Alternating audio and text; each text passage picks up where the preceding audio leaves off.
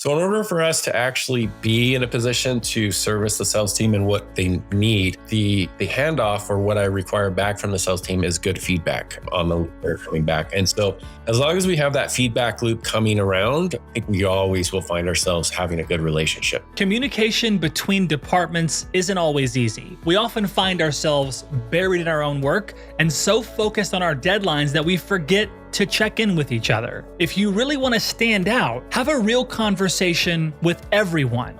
Sales teams, customers, coworkers, everyone who has a part in the success of the company, and see what feedback they actually have. Welcome back to Marketing Trends. I'm your host, Jeremy Bergeron, and for today's episode, I'm joined by David Malmborg, Vice President of Marketing at Nivati. Their company has gone through an amazing pivot. They started working for businesses bringing in massage therapists to physically help people in companies. When the pandemic hit, their services essentially became taboo. With smart thinking and a lot of tips you will learn about in this episode, they were able to pivot to a mental health and virtual service organization. Now they're not only surviving, they are thriving in this B2B ecosystem. All right, enough talking, let's get into it. Before we dive into this conversation, I wanted to say thank you to our partners at Salesforce. We bring marketing and engagement together. Learn more at salesforce.com/marketing. Now let's get into it. So we'll start with just some fun kind of lightning round questions, and then we'll get into some more, you and marketing stuff. So the lightning round is brought to you by Salesforce. For those of you listening for the first time, or whether you've been with us for a while, you know or now know that this podcast is sponsored by Salesforce. When you think marketing and engagement, Salesforce brings those two things together. So if you want to learn more, head over to salesforce.com/marketing. Shout out to our fam at Salesforce. David, first question, lightning round, texting or talking?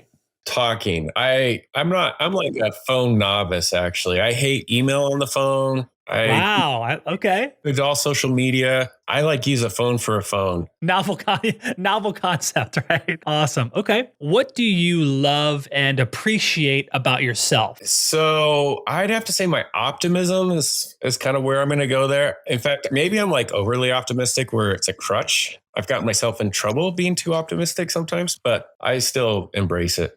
Well, it sounds like you and I are similarly wired there. I share that one with you. What's your favorite day of the week? I'm going to go with Friday. It tends to be productive at work. I try to knock out a bunch of stuff, but then the enthusiasm of a weekend is just right there, which is great. Indeed. Okay. What's your favorite city in the U.S. besides the one you live in? So I just love visiting all the different cities out there. But I'm going to tell you my favorite places are going back to the skiing, like the small town ski towns. We spend a week every summer in a different ski town. So last year we were at what now is Palisades in Tahoe. The year before we were in Breckenridge in Colorado. So I just like going to a different ski town and just getting that small town vibe in the mountains. Would you rather be able to speak every language in the world or be able to talk to animals? Oh, when I saw this question, I actually laughed. That's such a good question. I'm going to say talk to animals only because that feels like a more rare gift. Dude, well, you're the second person who's chosen that one, and I've asked it to a bunch of marketing leaders like yourself. Yesterday was the first, and you were the second. So thank you for that. Here's Google Translate now. I feel let's go with animals. That's great. I love it. What's your favorite holiday? Thanksgiving for sure. Scale of 1 to 10. How good of a driver are you?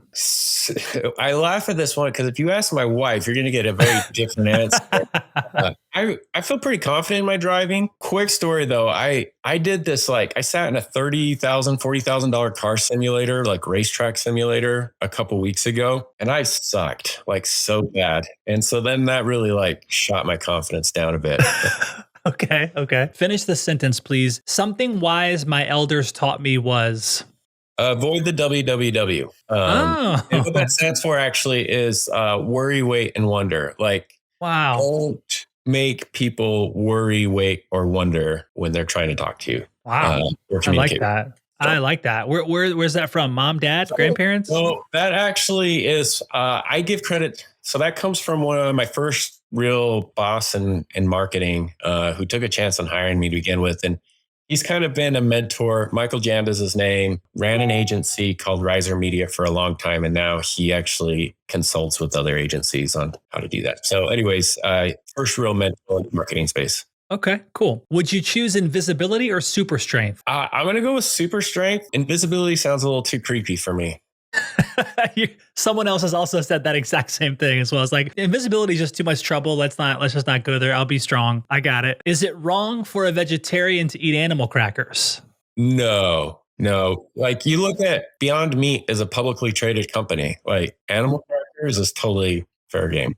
Okay. If you weren't in marketing leadership, what would you be doing? So something that does not make me sit in front of a computer, like something using my hands. I like history, so archaeology's always been there. Some sort of engineering, even though that's more computer oriented, but like just building something like mechanical engineering. Even the military recently has like seemed, as my son is growing up, like an option worth considering.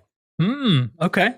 What would you go back and tell your younger self about being a marketing leader? So I think I've actually done this pretty good in my career. I found value in this early on, but when I have young marketers like Utah DMC, this community that we build, I have an opportunity to talk to a lot of young marketers. And honestly, the thing I always go back and tell them to do is find a community, find some peers, talk to people. Marketing feels like one of those spaces where what you know doesn't seem to matter as much as who you know. Most of the jobs I've gotten have come through people that I've known. And it's a skill set that I think most people can actually learn. So talking to people and getting to know the broader community, the business community, is going to be a better advantage for you. That's good. I really like that. That's great. Cool. Okay. Thanks for that. Appreciate it. It looks like you joined the business about, was it a little less than a year ago? Is that right? Yeah, in September last year. So I guess 7-8 months in maybe. Okay. So, and I know there was a kind of a big pivot in the business prior, I guess, was it prior to you joining where there was a pretty big pivot? Yeah. Right as I was kind of coming in, actually the pivot started a couple of years ago, right as COVID was hitting. And it's a really incredible pivot story. Amelia Wilcox, our founder, she was running a company for 10 years now. The company itself has been around for about 10 years. And the way it was built out was a massage therapy company. And they would provide massage therapists to corporate events, in office and whatnot. She's just amassed a huge group of massage therapists around the country that companies could hire out. And it turned out to be really quite a good company. And lo and behold, COVID hits and nobody wants massage therapists in their office anymore. Before that actually happened, though, I think there was this idea of continually to drive more services into the office. And Amelia's always been kind of keen on well-being and making people happy. And so mental health has been kind of there. So as COVID hit and nobody wanted massage therapists in, we took a lot of those experts and started putting coaching, yoga, meditation, which were kind of ancillary skills that our massage therapists had, putting them online into a video library and kind of pushing an opportunity to do one-on-one booking with different skill sets in the mindfulness and mental health space. And then it kind of just grew from that. And we kind of pivoted. And now all of our services are really in the lens of mental health and improving mental health within the workspace.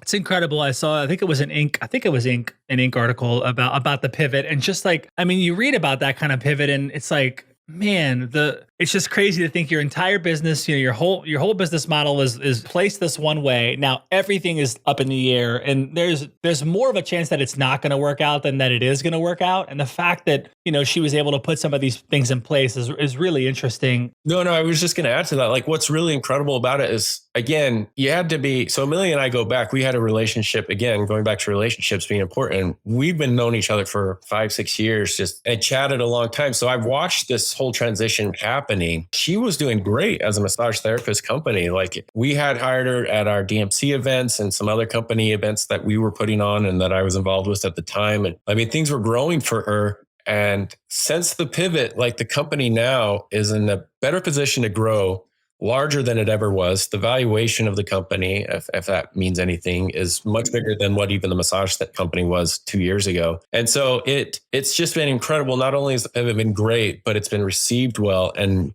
the growth of this company and the projection of this company is way further than whatever it would have been as just a massage company. And that's the cool part. There's a company called Modern Health. Are you familiar with that company? Is it safe to say that it's a competitor or slightly different? Yeah, for sure. We look at modern health as a competitor. At the same time, though, it's hard to say, like, the need for mental health and mental health education in this space is so big that, like, anybody who's tackling this, and like, we root for everybody in the space, right? So yes, we're competitive in the fact that no company's going to hire the both of us. There are distinctive differences between what they're doing and how we approach mental health. I mean, that's probably what you'd find between most of these mental health companies is everybody has kind of a different approach to it. But, we're rooting for modern health and all the other competitors, if you want to call them that, in the space, just because the need is so vast, and the opportunity is so big. So let's talk me kind of through early days of just, first of all, talk me through the opportunity you saw from the outside looking in before you joined. And then if you could maybe just tell a story around your first 90 days and some of the things that you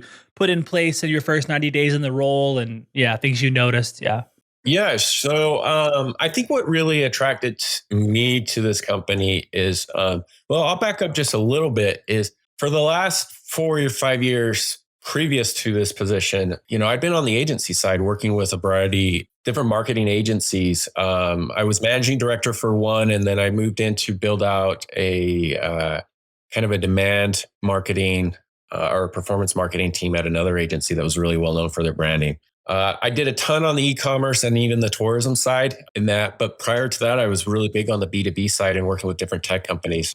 Amelia reached out and asked if I wanted to come back or if I knew anybody that would be a great VP. And I said, yeah, I'm actually thinking of leaving agency side and coming back in-house. And so that way I can run a show from top to bottom. That's what really attracted me to this specific position is actually the offering. I think one of the things that's hard for marketers over years, right? Like, I've been doing it for 15 plus years now, and you just kind of get jaded selling other people's stuff at a point, right? And I'm not the only marketer that's ever felt this way. For me, it's always been important that you really believe in what you're selling. And so there's a nobility, I think, to what this company is offering in terms of like really helping people address and understand mental health and realizing that mental health is a positive thing. It should be part of your daily routine, just like exercise, diet, doing a walkabout, whatever the case may be. Addressing mental health and mindfulness is also equally important. And so even though it's Amelia's company and whatnot, this is like a product you can really believe in and get behind. And that's always been important to me and what I've been doing as a marketer.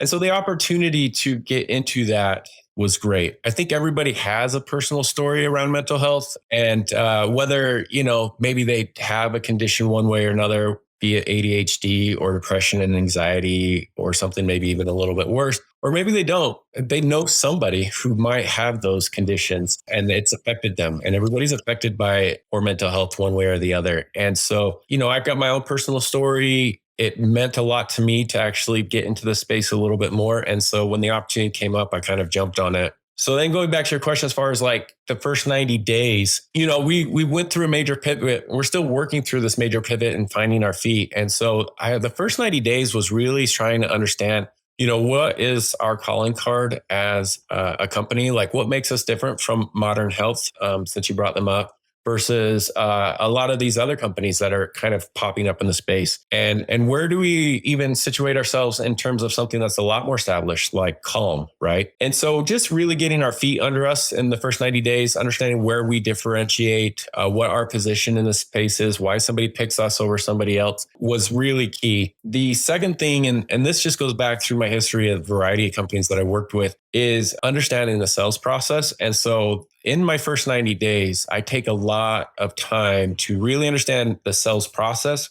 and what marketing's role is within the sales process and making sure that that's properly defined. And we've gone through kind of what our life cycle process actually looks like and how do we know when marketing should be the lead contact, if you will, for a lead, or when the sales is the lead contact point or point of contact. And what does that look like when it needs to hand off one way or the other? Not just going from marketing to sales, but when it needs to come back to marketing because timing's not right. Is the marketing sales alignment there, because of course that's always an age-old topic that gets brought up, in sales circles and marketing circles, but are there things you're doing to align sales and marketing that may be different in the past, or things you're learning that are working really well? Yeah, so it's always a key for me to make sure that there is a strong alignment in marketing sales. In fact, I actually some marketers don't look at it this way, and I've gone back and forth over my career of what this is, but I always look at marketing as really more of an asset for sales. Especially in a startup phase, right? So sales is incredibly important. And I have put ourselves in a position as a marketing team to really be an asset to sales. So whatever sales needs to close a deal, like I make sure that we are there to do that. But in to make this kind of like a working relationship, I also need sales to communicate back to us what is actually happening with a particular lead. Like leads are terrible. Why? They're not closing at a rate you want. Why? And then how do we like take that feedback?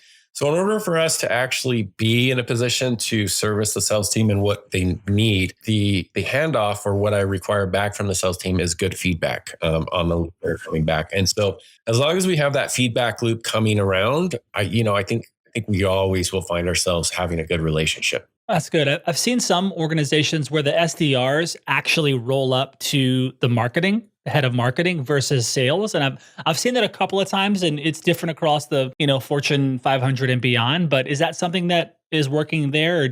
We are having that debate internally as far as like how SDRs should roll out as we build out our SDR team. We're also looking at like how channel sales might be different if they require more of a marketing touch.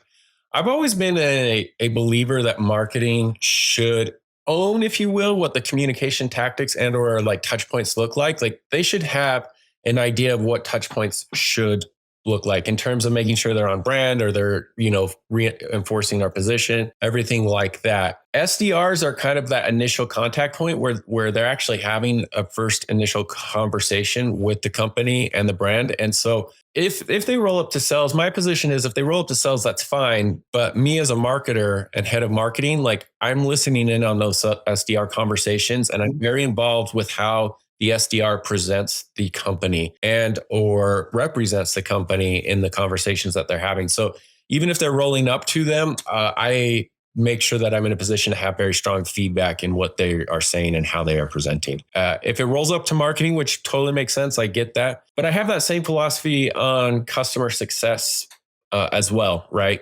So customer success sometimes will roll up to marketing, which I'm finding to be more of a newer idea. But even if they don't, customer success should have a strong integration with the marketing team in what's being presented, how it's presented, and what's being said in terms of just making sure everything is consistent. So, on the B2B side of things, which I know is an area that you like to play in and obviously is still a part of what you're doing now at the business. And so I think about this in terms of our customers as well. Like our customers are large enterprise side, like Salesforce is one of our sponsors. Like, so we typically are working with these large, big organizations where, the B2B buyers are anonymous, fragmented, resistant, a very small percentage, like 5% of them are actually in the process of or wanting to buy it now. ABM's this really interesting game we're playing. And I'm just curious to get your perspective on kind of how do you engage and sell to this really interesting, this B2B customer that seems to be very elusive. The way I've always tried to simplify this conversation is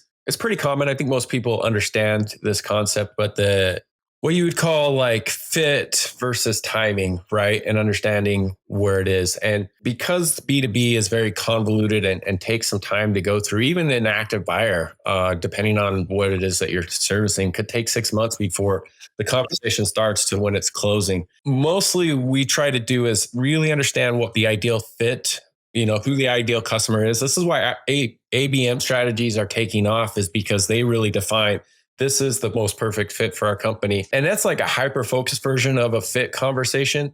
But once you understand what the ideal fit is and who that person is, the next most important thing, again, going back to this feedback loop that I want coming back from sales, is a timing conversation. So we are working with database markers on our side to understand that even if the fit is good, you've had a conversation, the fit is good, like the next thing to really understand is the timing and when is the right timing to do that. And I've always kind of played the more patient game and making sure that we are constantly finding ways to get and communicate to this person. So as long as the fit is good and they are okay receiving, communication from us, I'm making that whatever communication is, the content we create, whatever that is of value, so that if they want to stay engaged, then things will come when the timing's right. Sometimes I don't have the luxury, like we have goals and needs and things like that, and we want to try to force timing. And that may be where I diverge a lot from sales. Sales focuses a lot on urgency and kind of pushing that urgency. I would recommend they should be doing. From a marketing standpoint, my goal is to make sure when timing's right, like we're top of mind. That's good. I like that. Let's get into a couple of the. Did you see any of the news articles we put in there? It's like 3 news articles in there. If you have an opinion on all 3, we can get into all 3. Or if you want to skip it, we can. Or if just 1 out of 3. I have opinions on everything. So okay, all right, let's do it. First article comes from Media Daily News. It talks about modern marketing is about customer experience at every touch point, building relationships with customers, adapting continuously to the new digital landscapes, and marketing across multiple channels to reach different customers. Customer expectations are only increasing, and rarely, if ever, will advertisers admit to meeting those expectations. What do you think most customers expect from marketing these days, and what can other CMOs and heads of marketing do to kind of meet the expectation of this kind of changing customer? That's a tough question, but it kind of goes back to what we were talking about just a little bit earlier. The reason why I think marketing should have a say in all of these different touch points is because what I think a customer really wants is a continuity in experience, right? And so that continuity in experience has to be excellent. Like, and really that's what they're demanding and asking for. And that goes all the way from like whatever the unboxing event is and making sure that the product experience is amazing. But they actually want that same amazing unboxing and product experience to happen in customer service and even in the sales process and even in the marketing that they get before that. And so I think you had in here like a quote from Steve Jobs about, starting with the customer experience. And I think that's a great way to look at it, but you need to make sure that continuity in messaging and experience is happening all the way from first touch point to the end touch point. And what's really hard, I think, from a marketer is sometimes marketing is just really siloed into gathering leads. And then once we have leads, we throw them over to the sales fence and then boom, whatever happens. It's hard if you are in an organization where marketing's siloed out like that, because then you can't actually have or be a part of the continuity of the entire experience the customer has. And the customer who has very good experience from first touch point all the way through the time that they unbox and maybe even buy again is going to have kind of a higher affinity to whatever that brand is. And that is more valuable. That affinity is way more valuable than just the one-time purchase, right? That then goes back to life cycle value or lifetime value and whatnot. Is there anything you can share like specifically about what something you guys have done to support that continuity and support that experience, changes you've done or shifts you've made to make sure that, someone that's engaging with you is in fact getting a great experience all the way? So, what we're doing now is from a marketing standpoint, it's really important to me that we as marketers have liaisons to different teams. And so as I build out my team, there's different parts of the team that I have liaison. Is that a word? Liaisoning, being a liaison to the product team, to the sales team, to the customer success team. And so what we do is make sure that we have a representation, if you will, to each one of those teams. And as conversations happen, they can bring back and we can kind of talk about what that actually looks like. And that goes back into effective communication with the other kind of leaders of those different departments. And that's the role that I take on, is making sure I have a great relationship and understanding with the head of our sales and the head of our product team and customer success team, et cetera. So great. I love that. A lot of mic drop knowledge right there, David. I appreciate that. Okay. Next, we have the Digital Commerce Global Summit. They released this trends report saying the metaverse is here. And by 2027, expect retailers to have invested as much in their presence in virtual worlds as they do in the physical one. Web3 can help brands establish new age loyalty programs and communities while creating a revenue source not tied to the creation of more physical goods. Watch Nike and Starbucks to see where this is headed. And my screen just went black on me. There it is. Do you think that most consumers will want to head to the metaverse? Are there trends you're seeing you're excited about? Yeah. So this one, actually, I have just as many questions as I think everybody else does. In terms of a marketer's role, what I am curious to see is the 2 examples in here are Nike and Starbucks, right? Very heavy consumer global brands for sure, I think are going to have a space in the metaverse and really be the ones to experiment what you can do with it. What I'm really curious to see is what a B2B company might actually have, if anything, Like, I'm skeptical to think that a B2B company is going to have a space in the metaverse. And maybe that's just because I personally don't quite get it. I have seen a lot of Black Mirror episodes on Netflix, and I am not sure I'm ready to go all into it. As much as an early adopter as I have been in my life on technology, like this is one space where I'm starting to really have a personal kind of like backlash towards social media and the effects of social media has on society. Just the internet as a whole, like I look at what these overarching trends are to humanity and I kind of worry. And so therefore I'm a lot more hesitant to dive into the metaverse personally. And I'm sure I'm not the only one that feels this way. But I do also know that there's a ton of early adopters and definitely the younger generation who's all in for it. So I think from a business standpoint, those broad, B2C mass consumer oriented products are going to find a space in there and they're going to probably thrive really well. And I think a majority of what was said in that article is going to come to those particular brands. B2B, and maybe for an older demographic, maybe not as much. So I'm with you on that. Like I'm curious about, NFTs in the metaverse. Can they be strategic for B2B brands? Like, that's the world that we play in. And I am curious to see how things go. And I mean, look, you guys sit at the intersection of mental health and supporting, companies and people around this sort of thing anyway. So I see and feel the hesitancy of like, okay, I understand that the world is innovating and changing, and let's be careful because a lot of that stuff also, feeds into supporting or not supporting someone's mental health. And so I could totally understand why broaching it carefully, being aware of it. We've talked to a lot of brands on this show, big and small. And it's interesting to hear, they're all sitting at the table, and they're talking about it, right? And they're having conversations. I think some are moving a little faster than others, but ultimately it's still kind of an interesting wait and see how things unfold is what I'm finding. Like there's an ambiguity, if you will, to like, what is it going to be even? I had a conversation I guess it was a month or so ago at a conference we were at. And this guy was trying to tell me the metaverse was actually augmented reality, which was totally different than the definition of what I thought the metaverse was and just mean a virtual reality, like a virtual world. And he was telling me, no, the augmented reality is actually what the metaverse is and actually bringing in metadata into a real world experience. And I was like, okay, maybe if that's really what the metaverse is going to be. I do think I think every marketer's favorite movie is Minority Report and how advertising was so personalized, right? In that particular movie. And I think like that overarching, personalization in a augmented reality, like could be actually very fascinating. And that is where I think we could maybe see some really ingenious ways of deploying marketing if that's what it comes out to be. It just feels like everybody is not sure what really the metaverse is. Is it this Ready Player One experience? Is it a Minority Report augmented reality experience? I don't know. Is it NFTs and crypto land and ownership of something that doesn't actually exist? I don't know. There's a lot of defining that still has to happen. So for sure. Yeah, that makes sense. Thanks again to Salesforce for making this show possible. To learn more, head over to salesforce.com/marketing.